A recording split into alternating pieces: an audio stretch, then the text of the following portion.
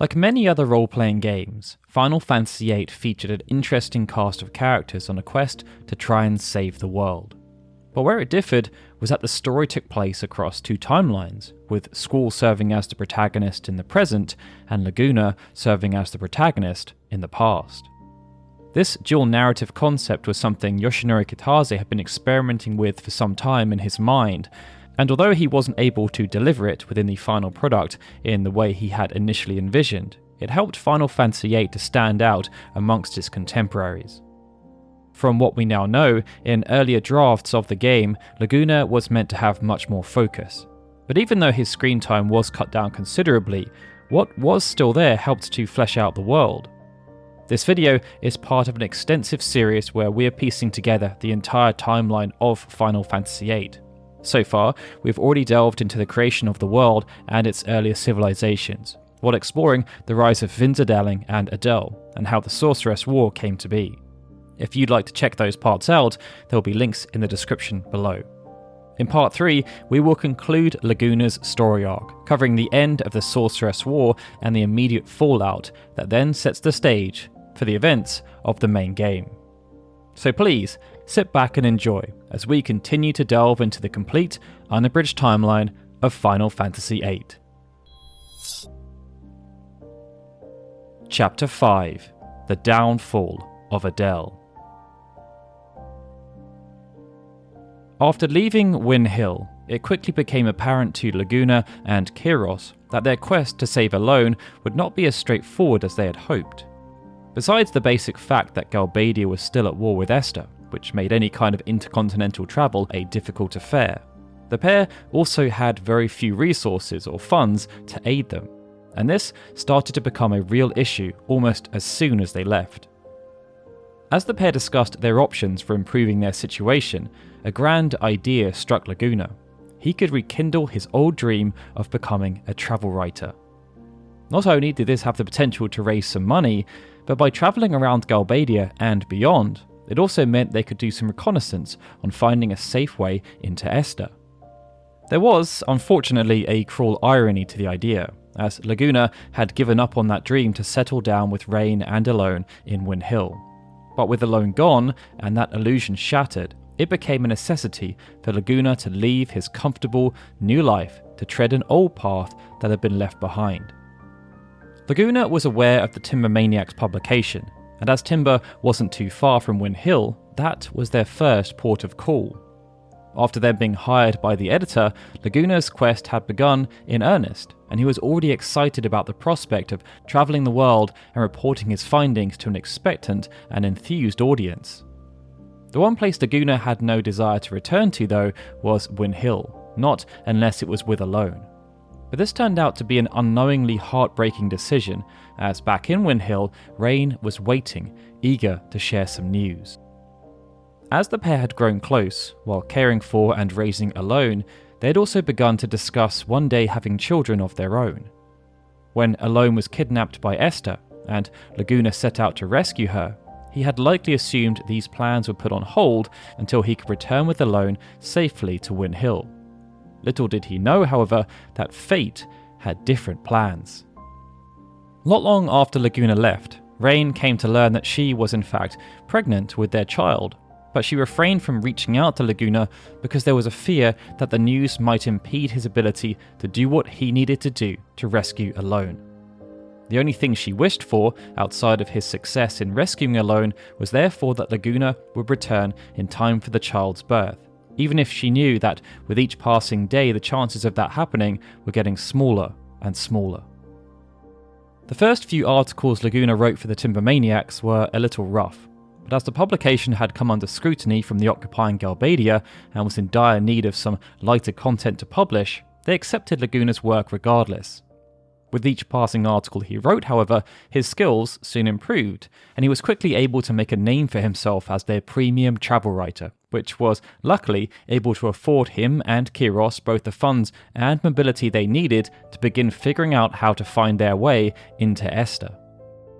First, they set their sights northward, and Laguna used Timber's connection to the Intercontinental Railway to visit Balam, before then travelling further onwards to the northern continent. This unfortunately ended up being a perilous journey, however, as he ended up becoming lost and injured yet again. It was during this time that Laguna came face to face with the mysterious Shumi tribe, and it was thanks to them that he was able to make a speedy recovery. In the care of the Shumi, Laguna was able to make a lasting connection with a race of creatures known as the Mumba. Although they had a very different physical appearance and had limited language skills, Laguna learned that the Mumba were closely related to the Shumi tribe, but not in the way he expected. Mumbas were just one route available to Shumi who were reaching the next stage in their growth life cycle. When reaching adulthood, Shumi either turned into elders or Mumbas. Should they become Mumbas, their capabilities seemed to diminish along with their ability to communicate. But even though their language skills were lacking, Laguna was still able to teach them his name, a skill which was quickly dispersed throughout the world's Mumba population. After returning to the Western continent, Laguna and Kiros then reunited with their former companion Ward, who didn't take too much convincing to join them in their quest. Facilitating this recruitment was Kiros, who had kept tabs on their old friend while Laguna had been recuperating in Win Hill, and the three quickly caught up and planned their next step. Heading back out into the world, now with another old friend, Laguna resumed his journey in search of a way to rescue Alone. And it was during this time that Laguna first met Edea on the southern continent. The horrors of the ongoing war between Esthar and Galbadia had resulted in the loss of many young adult lives, and as a byproduct of this collateral damage, countless children found themselves without parents and orphaned. Hoping to relieve some of this suffering, Edea and her husband Sid had set up an orphanage on the southern continent to look after these orphans of the Sorceress War, as they knew all too well the darkness that lay in the hearts of those who didn't understand the suffering of others. Edea found her compassion stemming from the fact that at the young age of 5 years old, she had received the power of a sorceress. Receiving such power at a young age had proved to be an overwhelming experience. But instead of relishing the power and letting it consume her, Edea instead tried to remain grounded and shied away from using magic for personal gain. Where possible, this saw Edea, like many other sorceresses, attempting to remain in the shadows, doing little to draw attention to herself, as she didn't want people to view her in a different light, and she certainly didn't want to be drawn into political conflicts. But despite not falling into the trap of so many prior sorceresses, Edea also didn't shy away from who she was, and was forthcoming about her designation as a sorceress when pressed. This meant that when she met a young man named Sid Kramer and connected with him in a meaningful way, Edea did not hide her powers, as she wanted to be truthful. Her hope was that Sid would love her for who she was and wouldn't be scared away, and her judgment proved correct, as Sid embraced this darker side of Edea. As their feelings grew, the pair then cemented their connection through marriage, and Sid became Edea's knight, promising to be by her side in order to help her in any way that she required. Though this helped to give Edea peace of mind, as she now had someone to share her burden, Sid also helped to preserve her sense of spirit by supporting the decisions she chose to make, the first of which was to open an orphanage for orphans of the ongoing Sorceress War. Setting up in an old Centran ruin, the couple hoped to help give kids some place they could call home away from the conflict, before hopefully finding them a long-term solution somewhere else in the world. And it was acting as the matron of this orphanage that Edea and Laguna connected, as both had their own reasons for wanting to help those hurt in the crossfire of the Sorceress War. Though Laguna was unable to stay for long on the southern continent, as he needed to continue travelling to write more articles, he made note of the Kramers and their efforts, seeing in them the sort of kindness that was sadly in short supply in the world. But his true motivation for attending was to see if Alone had somehow crossed Edea's path. Unfortunately, she hadn't, and Laguna was forced to leave empty-handed. Upon returning to Galbadia, Laguna, Kiros, and Ward were forced to take stock of their situation. Though the travel writing had been serving its intended purpose, allowing the group to travel around and try to find a way into Esthar, their financial situation hadn't really improved. It was difficult for Laguna's earnings to support the three of them, not least because Laguna himself had expensive taste and was known for splurging on luxury accommodation. It led to a realization that additional sources of income needed to be explored, and as they widened the net, it just so happened that the right opportunity presented itself.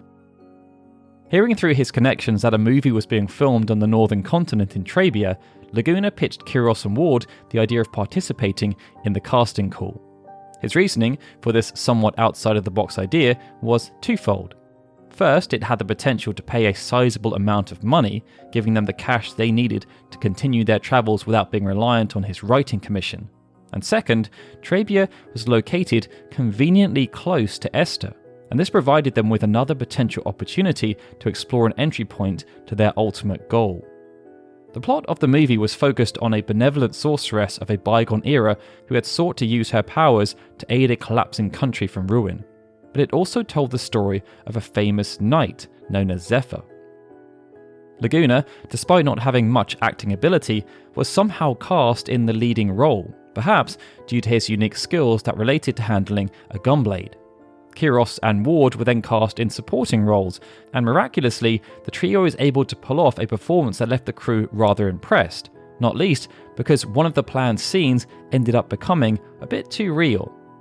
This movie, like Julia's song Eyes on Me, then went on to become a cultural touchstone all over Galbadia, and it immortalised Laguna as the gunblade-wielding knight, Zephyr. Youngsters, especially, resonated with the themes of the movie. It depicted a world that must have felt like a complete fantasy compared to the cruel lives they had been exposed to, as the sorceress was benevolent as opposed to being heartless and inhumane. But there was also a close relationship that formed between the sorceress and her knight, and the absolute awesomeness associated with being able to wield a gunblade. But as far as Laguna was concerned, it was just a job, and it was a well-paying one at that.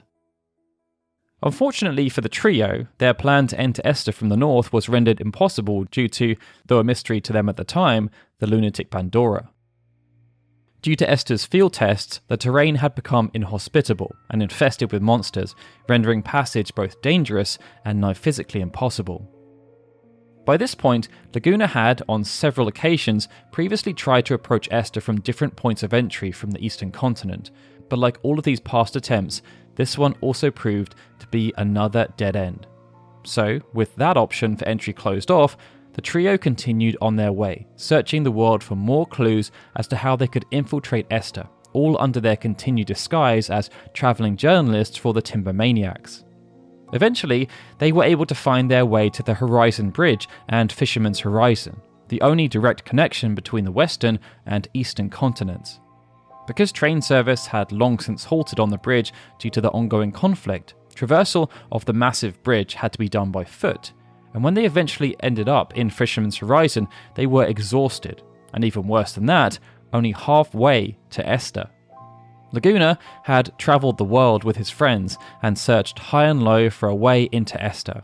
But speaking with the residents of Fisherman's Horizon, many of whom had migrated away from Esthar, Laguna came to learn of a strange irony, that the only way into Esthar was through the front door. He could feel his quest to save Alone was coming to a climax, and the thought of reuniting with her and saving her from the clutches of whatever was planned filled him with a renewed sense of purpose. Soon, all his effort would pay off, and he would finally return to Win Hill victorious. Crossing the Estharian half of the Horizon Bridge and making their way up to the gates of Esthar, everything seemed to be going well. But there was a sense that it was perhaps going too well, and just as they were about to enter hostile territory, Estharian soldiers descended on their position and took the three of them captive. Quickly imprisoned as foreign invaders, Laguna was sentenced to manual labour in the Lunatic Pandora laboratory. He was placed under the direct supervision of Dr. Odin, and it was here that he saw the true depravity of Esthar's military and scientific research. At the laboratory, Laguna was forced to work tirelessly on the Lunatic Pandora, overseen by Estharian soldiers, security cameras, and automatons. Toiling away alongside other prisoners of war, political dissidents, and even some Mumbas, Laguna attempted to make the most of the situation, trying to keep up a positive demeanour. He stuck his neck out for fellow prisoners, as was in his good nature, even if it meant that sometimes he wound up in trouble with the guards.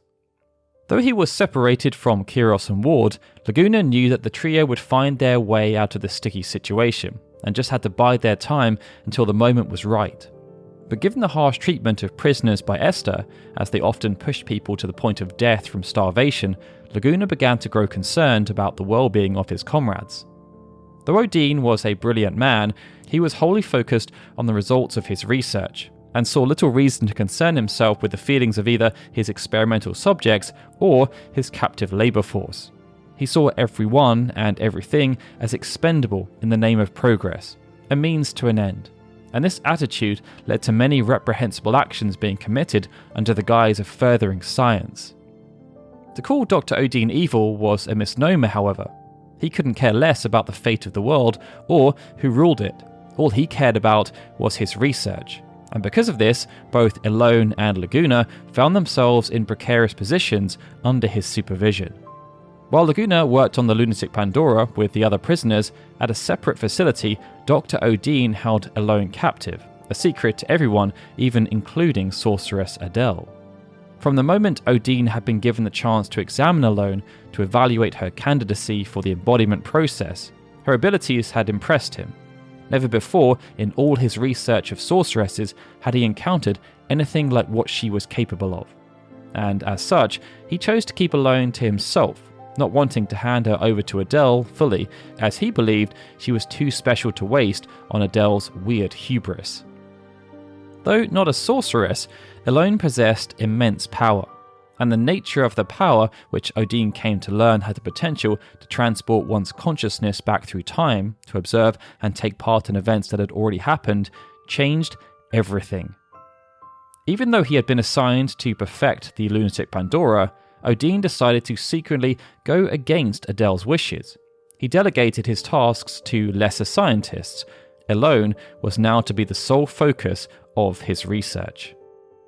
Dr. Odin saw the immense potential of Elone's ability, as so much could be learnt from historical events. As such, he sought to figure out a way to replicate the effect without the need for Elone, similar to how he had figured out a way for people to be able to cast magic without being a descendant of Hein.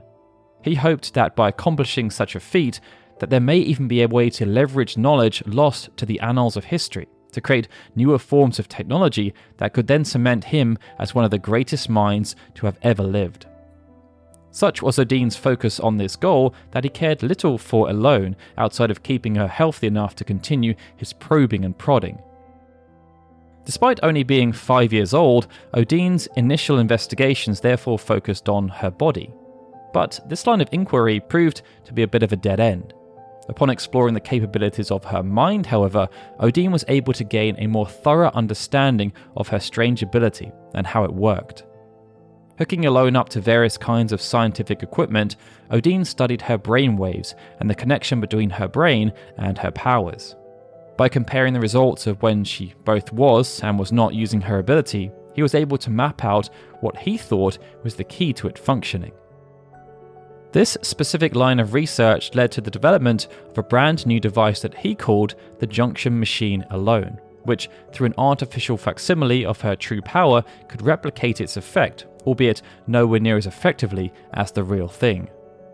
Functioning in a similar way to Guardian forces, Odin discovered that Elone's power worked through a process immensely similar to junctioning, by bonding two consciousnesses together. Once this link between Elone's power and the Guardian forces had been established, Odin was then able to use a great deal of his existing Guardian Force research to fill in the blanks of the Junction Machine Elone's design.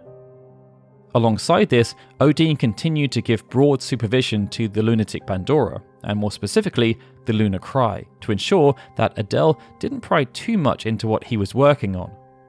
Though the field test had been very impressive, and they now had a functioning superweapon that could summon a Lunar Cry on demand, they needed to better understand how it worked, as the results were not really within their control. The Lunar Cry had happened at their request, but they had no influence over the size, impact, or residual fallout. There was an appreciation that if Esthar was to truly unlock the potential of the Lunar Cry, its scientists needed to learn more, and this meant the moon needed to be studied in a more direct fashion. But to do that, that meant they needed to go into space. To many, space travel seemed like an impossible dream. Surely, to the people of Galbadia, it would have seemed like nonsense. But in Esthar, Great strides were being made under the tyrannical thumb of sorceress Adel in the name of war.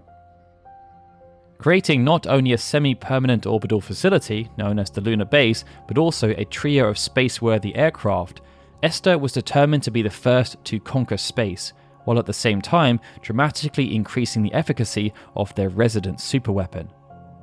The lunar base itself was led by a researcher known as VIII, and his job was to tend to the station and carry out research experiments assigned to him by the Estharian government. In his role, he kept a close eye on the ebb and flow of the monsters on the moon and helped Esthar gain some insight into something no one in the world had ever seen before. To get to and from the lunar base, Esthar used its flagship Ragnarok spacecraft and its two counterparts. These ships, known as Esthar's super high mobility flying ships, were based on an ancient Centran legend depicting a vessel known as the Dragon Ship. Paying homage to this mythical craft, the Ragnarok stood as a testament to how far Esthar had come technologically from its roots as a Centran colony. However, though its design was grand and ostentatious, its purpose was in service of war, and Esthar made sure not to let anyone who viewed it forget that. Back on the ground, while all of these scientific leaps forward had catapulted Esthar years into the future in terms of technological capabilities, further waves of unease were beginning to take hold. Even amongst those who had stayed either due to loyalty to Esthar or fear of Adel, discontent had started to spread in earnest. Many wondered if the best use of all these successes was Adel's war with Galbadia and the Eastern continent, and it created a wider sentiment that Adel's taste for war may bring about Esthar's demise. Making matters worse was the lunatic Pandora, which many felt was toying with a power that humankind was not meant to wield. Due to this rising dissent, factions of underground resistance began to form in Esthar itself, setting the stage for what would become the beginning of the end for sorceress Adel. Back at the lunatic Pandora laboratory, Laguna had been looking out for a moment to make his move to escape and find alone. After growing anxious that he might not be able to complete his mission, Laguna was considering taking matters into his own hands. But just as he was about to act, he overheard a commotion on the upper floors of the laboratory. Suspecting that his comrades, Kiros and Ward, may have beaten him to the punch when it came to making a move to escape, Laguna initially lay low with his fellow prisoners, hoping to get a better idea about what was going on before making a rash decision. Such hesitance was very unlike Laguna, who was often an act first, think later kind of guy. But this decision turned out to be a very valuable one, as a fellow prisoner informed Laguna of the Estharian resistance movement. Telling Laguna that he had noticed his compassion and strength and how he carried himself while imprisoned at the laboratory, the resistance member revealed to Laguna that there were a large number of people within Esthar that wanted to see Adel removed from power. The problem was that they were too divided and were up against a foe many times greater in strength than they were. Due to the nature of the prisoners, many of whom had no real military experience, they also lacked a solid leader to focus their efforts. He then suggested that maybe Laguna, due to his time in the Galbadian military, should lead the resistance, if they ever escaped their captors. Taken aback by this news, Laguna had little time to react, as all of a sudden the guards returned and attempted to regain control of the situation. Stepping up, Laguna quickly disposed of the threat and realized he was now in for a penny, in for a pound, committed to his rebellious course of action. In a fortuitous turn of events, Kiros and Ward then appeared from where they had been held captive, and the newly reunited trio turned on their captors, kicking off their jailbreak in earnest. Defeating wave after wave of Estharian guards, they battled their way out of the laboratory, where they were met by a member of Dr. Odine's research team. This researcher proved to be another member of the resistance movement against Adel, and luckily for Laguna, knew all about Alone's situation. Telling Laguna that Alone had become Odine's newest toy to conduct research on, he offered to help Laguna find her, but in return, there was a subtle suggestion that Laguna needed to then help them overthrow Adel as the leader of their movement. Hastily accepting, Laguna agreed in the heat of the moment. All he cared about was seeing Alone safe. He cared little for the consequences. Using what they had learned, the mini-resistance movement chased down Odin, who had fled back inside the laboratory. With the doctor cornered, he willingly told them where he had been keeping alone, his own personal space. Racing to the lab, Laguna, Kiros and Ward stormed the place, disposing of any guards who stood in their way. They found Alone locked away in the far corner of Odin's lab, and Laguna forced his way into her chamber, using brute strength before hurrying over to embrace her, apologising for taking so long. It was a heartwarming moment, but even though Laguna had now been reunited with Alone, he knew that to truly rescue her, he would need to remove Adel from power as the Resistance had wanted. After all, he was now in their debt for helping to get Alone, and he wanted to honour that. The only challenge was that taking Adel down was no easy task. If they were to succeed, they needed more than a ragtag group of dissidents with no training. In a moment born out of sheer necessity and pragmatism, Laguna knew that Odin had to be leveraged, and unfortunately, trusted. Despite the fact he had been the one to imprison Alone and experiment on her, not to mention the fact that he oversaw the laboratory where Laguna, Kiros and Ward had been imprisoned, Laguna also knew that Odin had a brilliant mind, and that he knew more about sorceresses than anyone else. As such, Laguna put these transgressions to the side and negotiated with the Mad Doctor, hoping to convince him to join their cause. As it turned out, Odin was quite amenable to this arrangement.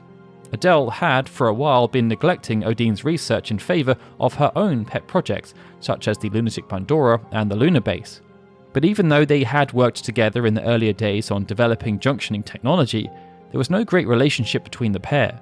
If anything, Odin had become somewhat wary of Adel as her own ambitions had grown. The only thing Odin cared about was the ability to conduct his research, but he knew that one day Adel may no longer find a use for him. As such, he started to use his vast knowledge of sorceresses to secretly draft up plans for countermeasures.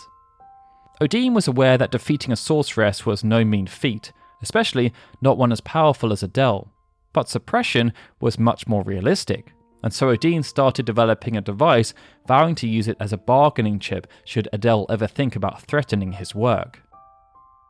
After being approached by Laguna and the Resistance, Odin shared that assassinating Adel was nigh impossible. She was just too powerful. But after disclosing what he had been working on in secret, they collectively devised a more unconventional plan of attack. As they knew Adel's powers would simply get passed on to someone else if she were to be defeated outright, potentially leaving Esthar with another sorceress to deal with, they devised that the only sensible course of action was to seal Adel away in cryosleep, storing her somewhere that nobody would ever be able to reach her. And it was here that Odin's research and technological prowess came into play. But to catch a sorceress, and one as powerful and intelligent as Adel, they first needed to lay a trap. As the Lunatic Pandora had become Adel's prized possession and obsession, the Resistance knew that it would be the perfect bait to lure her to their ambush. Taking the superweapon by force, the Resistance movement stormed the Lunatic Pandora and assumed control right under Adel's nose, while she was distracted by her ongoing fight with Galbadia. Wanting to claim it back, Adel was drawn to the side of her beloved weapon. But it was here that she was tricked by the Resistance into believing that those responsible for commandeering the Lunatic Pandora had also taken Alone, one of the more promising candidates for embodiment, hostage. Arriving enraged, Adel was on the warpath when all of a sudden something caught her eye. Lured towards a believable illusionary stand-in for Alone, Adel was pushed into a cryogenic freezing container by Laguna while she was distracted and quickly frozen. Once safely sealed inside her icy tomb, Adel's ambitions for world domination were finally put to rest, and without further bloodshed. For his role, Laguna was hailed as a hero, and after the news of Adel's demise was broadcast, the Sorceress War came to a dramatic and swift conclusion. But even frozen, there was still a sense that Adel posed a grave danger. After all, she had not been killed, and her powers were still much too great. If someone were to unfreeze her, the chaos she had sown had the potential to return in an instant. This then led to the second part of the plan. With Esthar serving as the only spacefaring nation, the place that was most out of reach was therefore the stars. And so, using Adel's own Ragnarok spaceships, the cryo tomb was rocketed into orbit, sentenced to float in space forever between the planet and the moon. Adel's prized lunar base, once a part of her plan to bring the world under her thumb, was repurposed as a surveillance base for the tomb, where a small crew were tasked with making sure she remained in stasis, serving as the canary in the coal mine should she ever break free.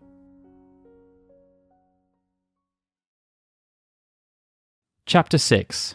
Esthar's Retreat, Galbadia's Gain. Though Adel was now safely entombed far away from the reaches of any human designs, Esthar lay in a state of flux.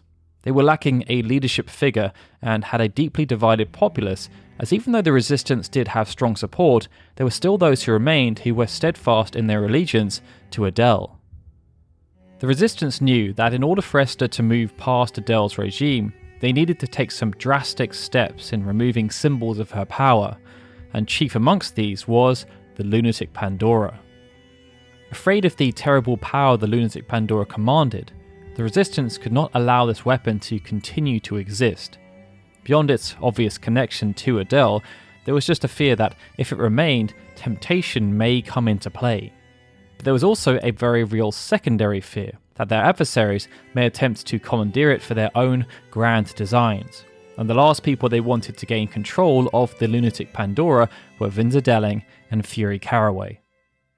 So, after some deliberation, the resistance chose to take advantage of the weapon's mobility and sunk it to the bottom of the ocean, where it would be far away from anyone seeking to use it for nefarious means. In its new location, the crystal pillar that was encased in the lunatic Pandora was incapable of causing any more harm, which was of great relief to the people of Esthar. Adel's tomb, on the other hand, unfortunately came with a price for the safety and peace of mind it provided. In order to ensure that Adel was unable to escape from her orbital imprisonment on her own, the Resistance and Dr. Odin outfitted the tomb with powerful anti-sorceress technology developed in Odin's lab.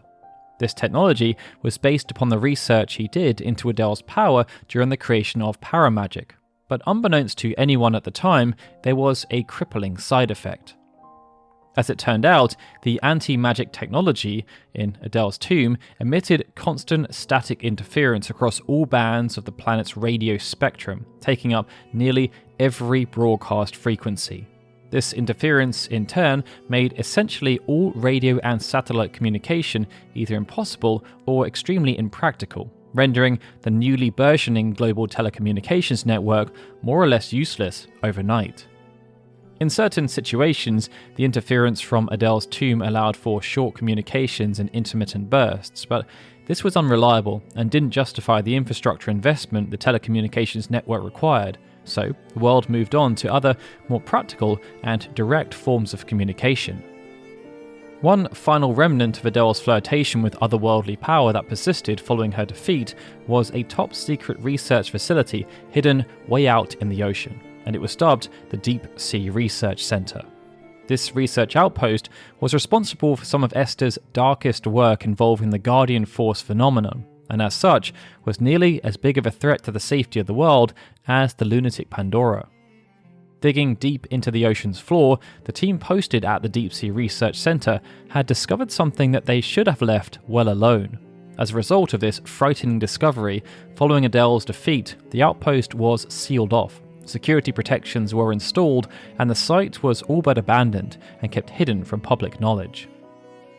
Back in Esthar, Laguna was now a hero to the Estharians as a result of the success of the resistance movement in overthrowing Adel.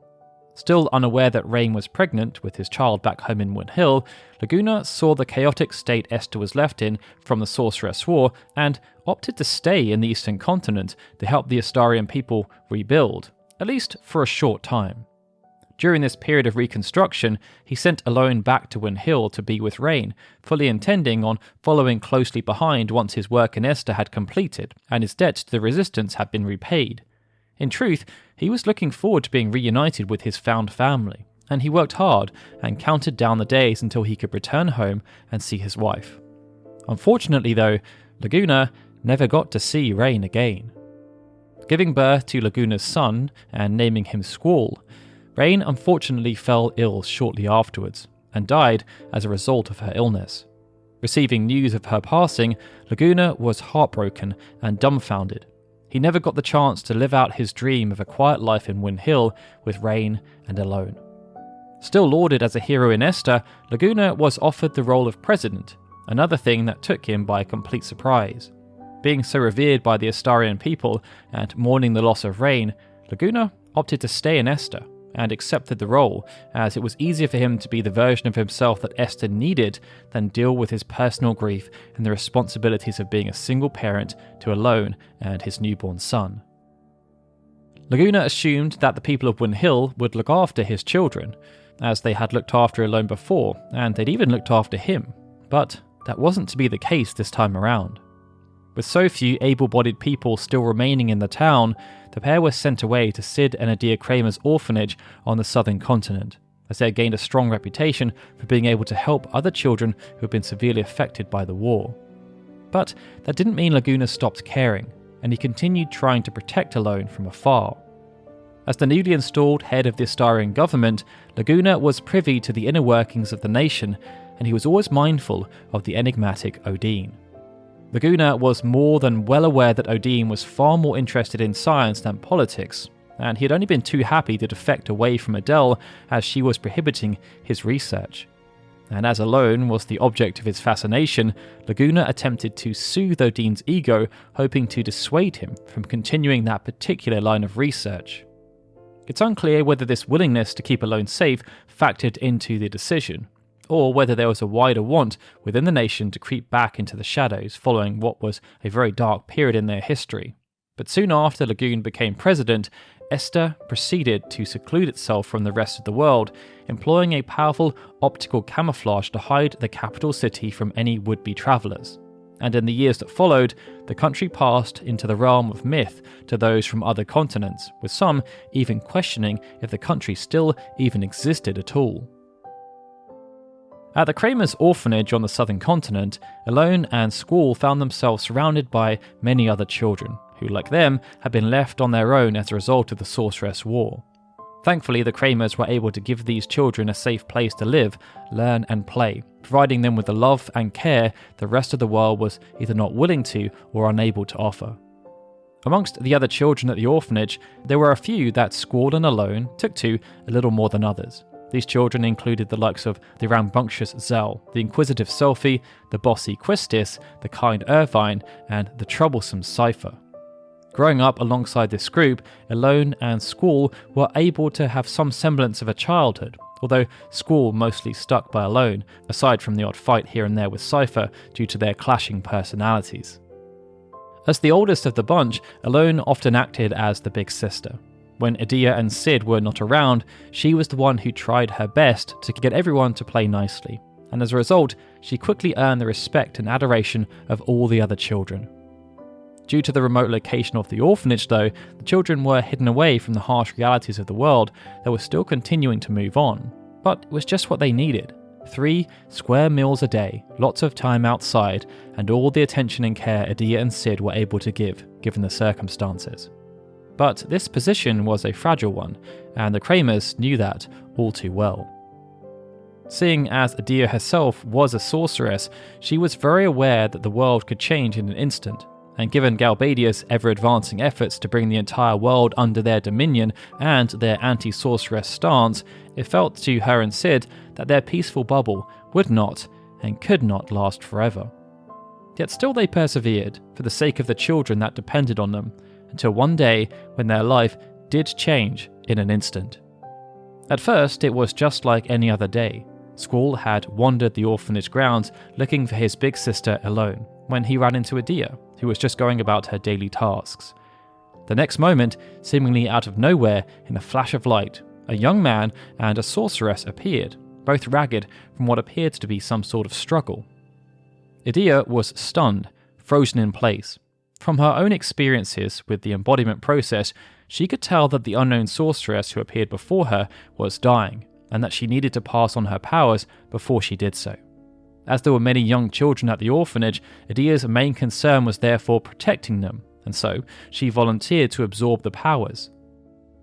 Unbeknownst to Adel, however, these mysterious figures were in fact those of Ultimecia, a powerful sorceress from the future, with the other person who appeared before her being a grown-up version of Squall who had just concluded a brutal battle that saw Ultimecia's defeat. With the power absorbed, Ultimecia then faded away.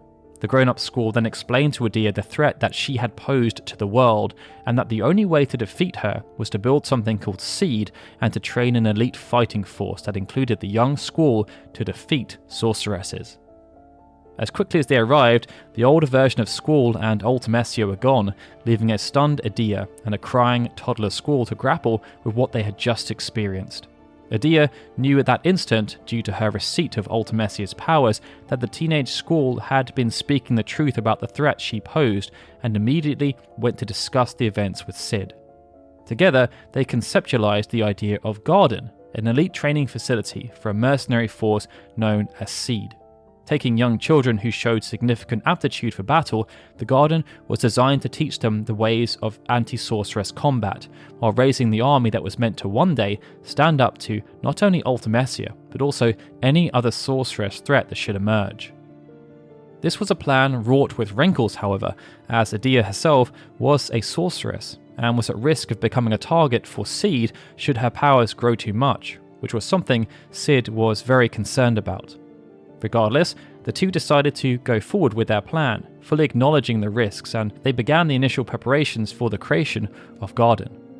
At the same time though, back in Esthar, Dr. Odin had started to become increasingly frustrated with Laguna. What started off as logical reasons for focusing elsewhere due to the state of the nation, soon grew to become minor annoyances. And after numerous motions of Laguna to try and placate Odin, he started to realise that there was never any real intention of allowing him to continue researching Alone's special abilities. It became apparent to Laguna that trying to contain Odin further was perilous due to his sheer intellect and penchant for contingency planning, and removing those who were an obstacle. So he decided instead to be forthcoming about where Alone was located, seemingly giving in to Odin's demands. But he also, behind Odin's back, sent words to the Kramers that Odin was coming, and that Alone's safety was at risk. He advised them to hide her if at all possible, so that nobody knew of her location, including Laguna. Fortuitously, this aligned with the Kramers' plans for Garden. Seeing as Adel was not going to be an active participant in the founding of Garden, it was decided that she should take to the sea, creating a mobile orphanage, only returning to land when absolutely necessary to stock up on supplies. From this mobile orphanage, Adel planned to care for the children who were not to be part of the plans for Garden, but it also meant that she could keep Alone safe as the ship wandered the seas in anonymity, in locations unknown to all but its crew. As Adel and the mobile orphanage travelled the world in secret with Alone, Sid got busy with his own mission, securing funding and resources to kickstart Garden and build Seed proper. At first, this seemed like an insurmountable task. Sid had little to no experience with building this kind of organisation or being a leader, and he also had next to no money. Failure was not an option though, not if Adel's visitor from the future was to be believed. Sid just had to find a way. The first step was to therefore find some kind of funding, and so Sid sought outside investment to get things rolling, and spent time sharpening up his business pitch before travelling the world looking for anyone who was willing to give him a hand. Though public sentiment was still very anti-sorceress following the conclusion of the Sorceress War, selling an anti-sorceress fighting force proved to be a hard sell, as many believed the threat to the world posed by sorceresses was no longer an issue. As a result, Sid had few takers for the concept of Garden and began to grow discouraged. That was until he visited the far north, having heard of the mysterious Shumi tribe and the countless wealth they had accumulated over the years. And it was here that he came into contact with an individual known only as Norg. Sid had heard loose tales of Norg through his information network, including stories of his substantial personal wealth gained through the trade of Shumi technology. As the Shumi were a peaceful tribe, Sid believed his chances of getting Norg to fund something so explicitly combat-focused were minimal, but upon meeting Norg, he was pleasantly surprised. Amongst the Shumi, Norg had a reputation as being something of a black sheep. He did not adhere to the traditional values of the Shumi and was known for his deceptions and manipulations. Cid, however, was unaware of this and was all too easily wooed by Norg's seeming generosity, as he promised to fund Garden with no strings attached because he believed in the project. With funding secured, the next task was finding suitable locations, and it just so happened that Cid had learnt about 3 abandoned but huge structures that were located around the world, one on the eastern continent, one on the western continent, and one on the central continent. It was in the latter location that Balam Garden was established, near the small town of Balam on the island northeast of Dolet.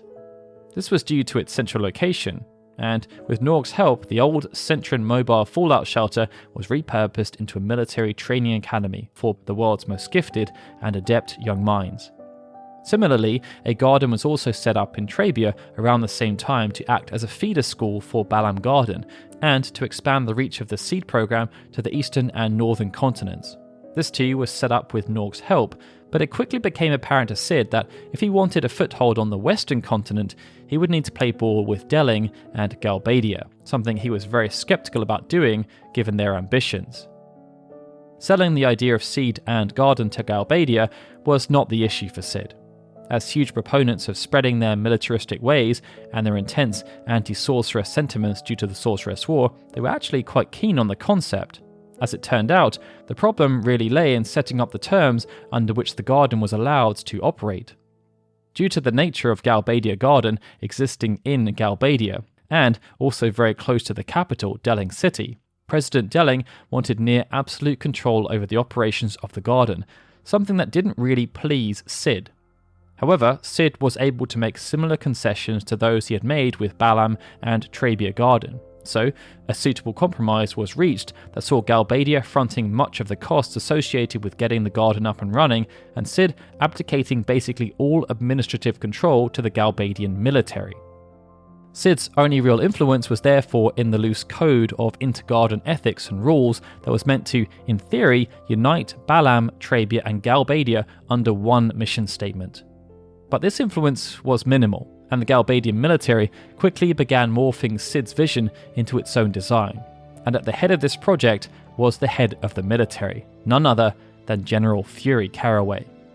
At the time Galbadia Garden was being set up, Caraway's life was in a complete shambles. Though he was a successful general in what was now the most powerful army on the planet following the fall of Esthar, his wife, the famous singer-songwriter Julia, had recently been killed in a car crash, just a few years after the birth of their daughter, Renoa. Crestfallen, Caraway tried to balance his grief with the raising of his daughter and the running of Galbadia's military, but he found himself in a fragile mental state as a result. Holding steadfast to the ideals of the country he had helped Delling to build, Caraway leaned into his nationalistic tendencies even more than he had done before. He saw his work as the one thing he could assume complete control over, as his personal life was consumed by chaos. Using his usual tactics of fear and power abuse to get what he wanted out of the people under his command, Caraway used Galbadia Garden as yet another tool that the military could use to expand their influence on a worldwide scale. With Caraway's involvement, Cid was well aware that handling Galbadia Garden could lead to some tricky diplomatic conversations, but he also believed in the vision that he'd come up with alongside Edea, and chose to believe with all his heart that founding a garden in Galbadia was the right thing to do. Because Caraway couldn't spend all his time and energy on Galbadia Garden though, as he was still required to assist Delling with the running of the rest of the continent, he installed a proxy who oversaw Garden in his stead. The person Caraway chose was a man named Martine, a good-natured if not passive man who believed in providing the best to students under his care. But he was also there to do exactly as Caraway and Delling ordered, without question.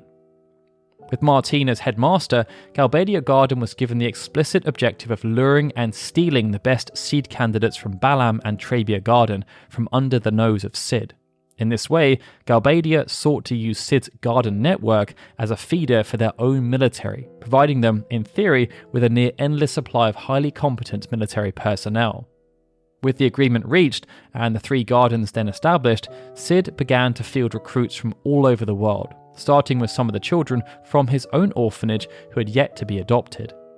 This was just the start, however, as in the regions where they operated, the gardens were seen as the premium source of education for the children of nearby villages and cities.